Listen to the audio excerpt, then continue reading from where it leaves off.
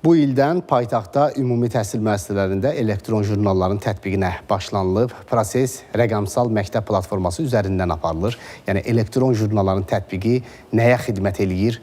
Hamımızın bildiyi o ənənəvi jurnaldan fərqi və üstünlüyü nədir? Əməkdaşımız Sənan Bəhrəmli elektron jurnalın tətbiq olunduğu məktəblərdən birində bu məsələlərə aydınlıq gətirməyə çalışıb. Baxaq görək, yenilik nə qazandırıb?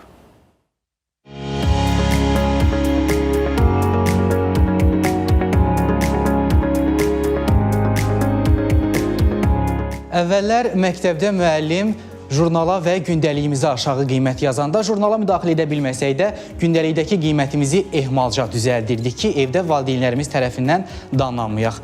Ancaq yeni tədris ilindən etibarən paytaxtda yerləşən məktəblərin demək olar ki, hamısında elektron jurnala keçilib və şagirdlərin bu şirin kələyi də sıradan çıxmış olub. Çünki valideynlər istənilən vaxt həmin elektron jurnala daxil olub, övladlarının həm davamiyyəti ilə, həm də qiymətləri ilə yaxından tanış ola bilirlər.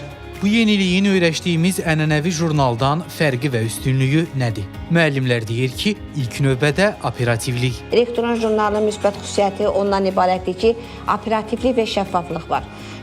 Şəffaflıq odur ki, valideyn istədiyi vaxt və şagird də istədiyi vaxt müəllimin verdiyi qiyməti anındaca baxıb öyrənə bilir. Müəllim üçün çox böyük vaxt itkisi idi. Həm əziyyəti idi, bu daşıyıcı jurnallardan, kağız jurnallardan istifadə eləmək və bu müəllimlər üçün çox böyük rahatlıq demək olar ki, yaradıbdır.